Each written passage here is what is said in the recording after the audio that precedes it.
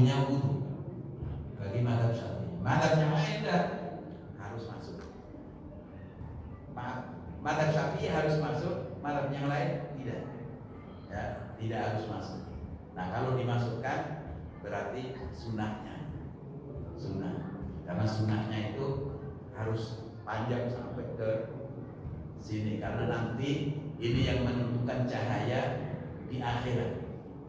Semakin kita panjangkan basuhan kita itu, maka semakin juga ya cahaya kita di akhirat semakin terang sampai semakin banyak. Ya, kalau sampai sini saja, ya sampai sini saja nanti cahayanya. Gitu. Hanya itu farduannya saja, tingkat hukumnya apakah fardu ataukah sunnah, itu saja. Ada yang mengatakan mengikutkan siku itu ya sunnah, ada yang mengatakan mazhab Syafi'i itu fardu. Nah, itu yang bedakan. Jadi fagsilu wujuhakum wa aydiyakum ilal marafiq. Maka basuhlah muka. Nah, muka ini wa yajibu isti'abuhu bil ghasli wa haddu min mubtada'i tasbihil jabha ila muntaha dhiqni tulan min al-udhuni ila al-udhuni ardan wa mawdu tahdhif laysa min al-wajhi was-sudghani laysa min al-wajhi ala al-asah fi syar'i ar-rawdah. Jadi wajah itu harus semuanya. Nah, wajah itu ma yahsulu bihil muwajah, ma yahsulu bihi al muwajah. Al muwajah itu ketika kita berhadapan dengan orang, itu kita berhadapan dengan wajah kita. Ya.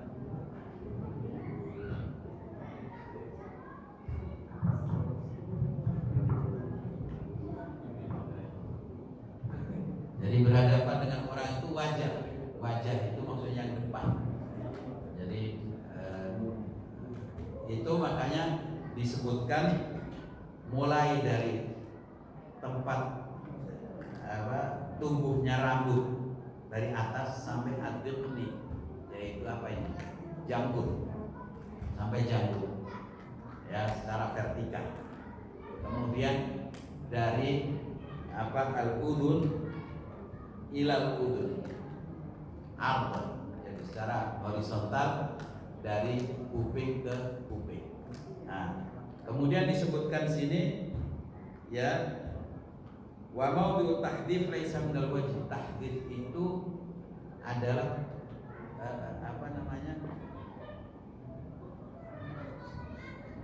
rambut yang ada di pelipis ini, itu tidak termasuk wajah menurut mazhab Syafi'i.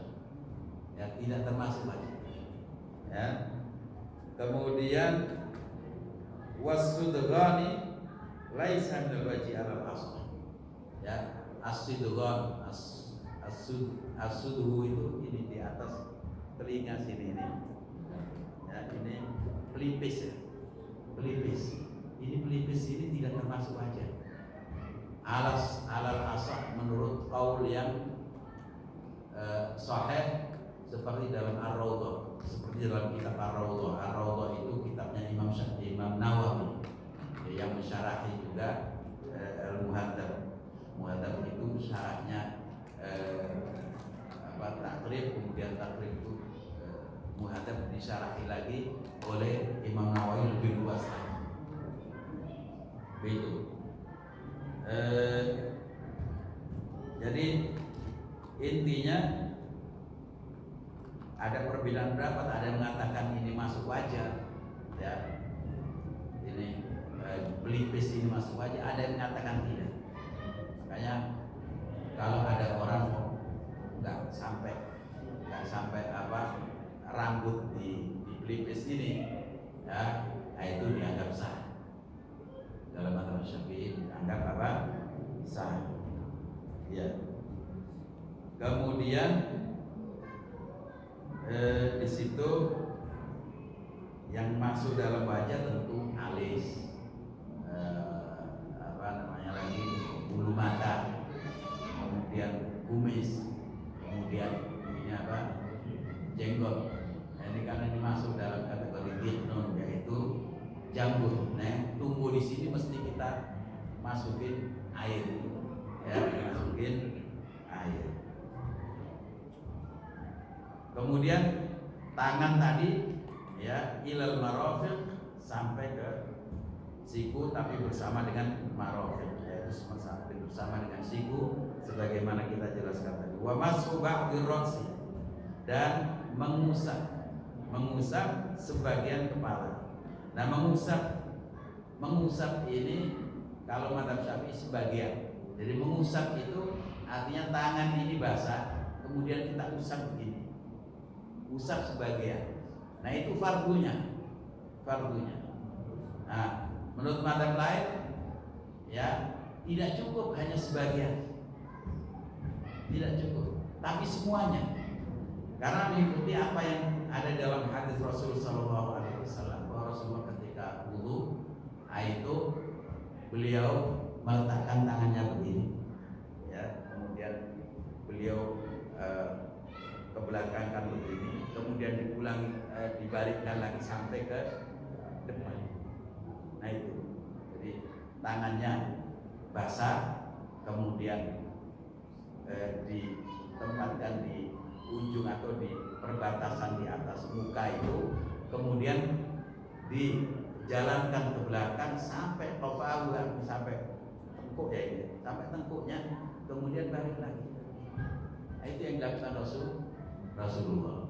Nah, bagi madzhab Syafi'i tidak harus semuanya, sebagian sudah bisa dianggap sah fardunya, ya. Wamsahu birusikum wa laysal murad guna mashu jami'ir ra'si li haditsil Mughirah radhiyallahu anhu. Jadi yang dipakai oleh madzhab Syafi'i ini hadisnya Mughirah bin Syu'bah. Beliau mengatakan anna Nabiyya sallallahu alaihi wasallam tawaddaa wa masaha bi nasiyatihi wa ala imamatihi wa ala al-khuffain.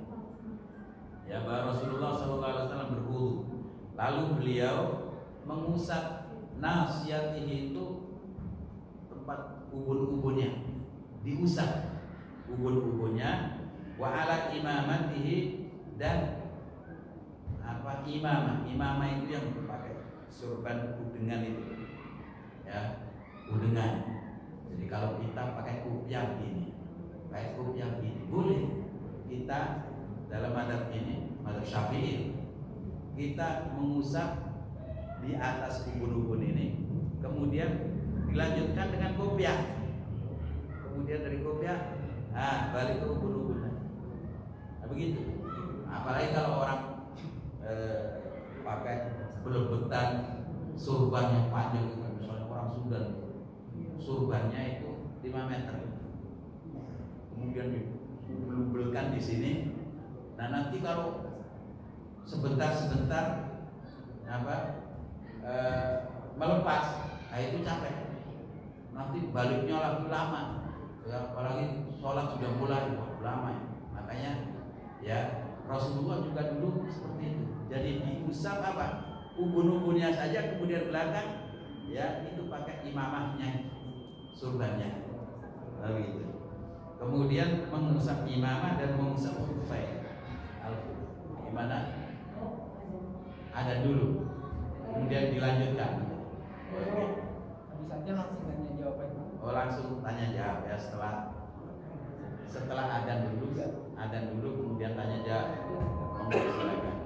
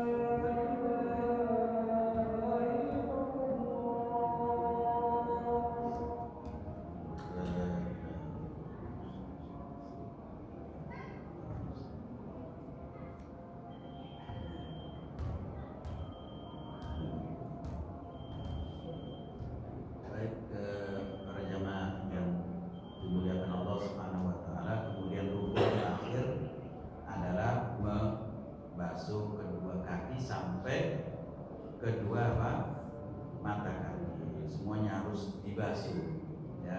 Sebab kalau madhab Syiah itu tidak dibasuh, tetapi diusap saja. Kaki itu diusap, karena riwayat yang sampai kepada mereka bacaannya itu bukan wa arjulakum tapi wa arjulikum. Itu fagsilu wujuhakum dalam ayat 3 surat Al-Maidah itu ayat 6 maksudnya ayat 6 surat Al-Maidah itu fagsilu wujuhakum wa aydiyakum ila al-marafiqi wamsahu bi ru'usikum wa arjulakum. Itu ahli sunnah.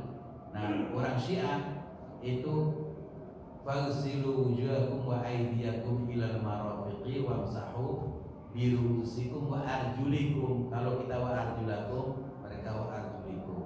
Kalau wa arjulikum berarti sama dengan mengusap kepala. Kalau wa arjulakum sama dengan membasuh muka dan tangan. Nah, itu yang membedakan antara madhab Ahlus Sunnah dan orang madhab Ja'fari. Ya, itu dalam soal fikih. Tapi dalam masalah akidah banyak penyimpangan.